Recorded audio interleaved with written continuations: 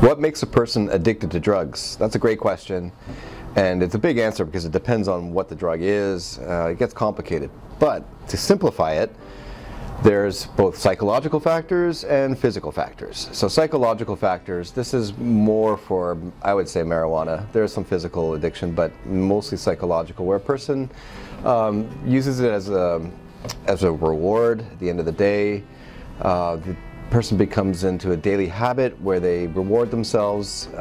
They feel more relaxed or more creative, and they crave it when they're not using it. But the cravings is more or less mental craving rather than a physical withdrawal syndrome. There could be a mild one with marijuana or hash, but it would be mild.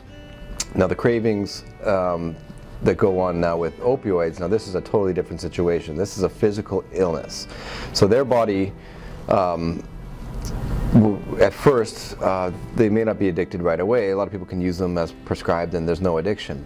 Some people are fine that way. Other people really enjoy it. It feels good. They're more genetically prone, whatever it is. But with persistent use, the brain chemistry gets altered. And I don't want to get too technical, but the way the drug works is by stimulating receptors in the brain, the opioid receptors, and this increases the production of dopamine. And dopamine is like the feel-good drug, a neurotransmitter, I should say, that's in the brain.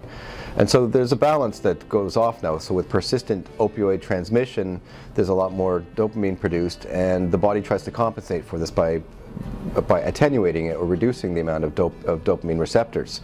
So what this means is that there's an imbalance with persistent use, and when a person stops taking the drugs, they go into withdrawal physically because now they have so many of these dopamine receptors that aren't being filled, and it induces a state of dysphoria, which is on discomfort.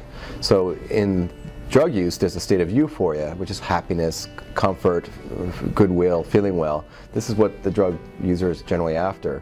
But in withdrawal, like if they stop taking the drug, because of the altered neurotransmission in their brain, they will have excessive opioid receptor production that leads to an imbalance where there's no more dopamine and the other neurotransmitters take over, like norepinephrine and epinephrine, just as a few examples.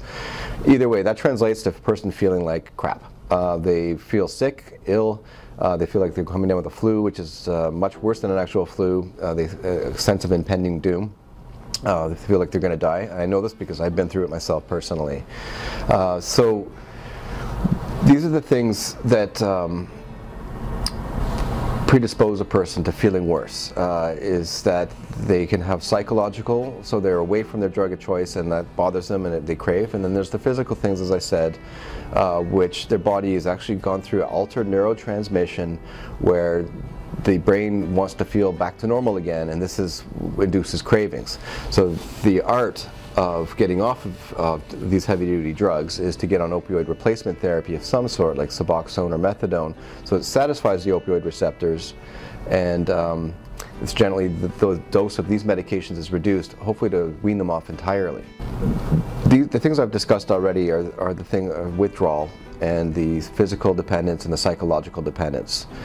There's a whole host of other things that make a person addicted to drugs.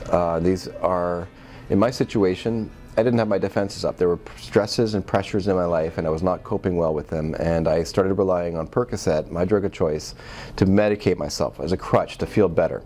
So there was that component of psychological stressors. There's also a genetic component where some people are more prone than others, who are more likely to become addicted because it sits well with them. They feel better.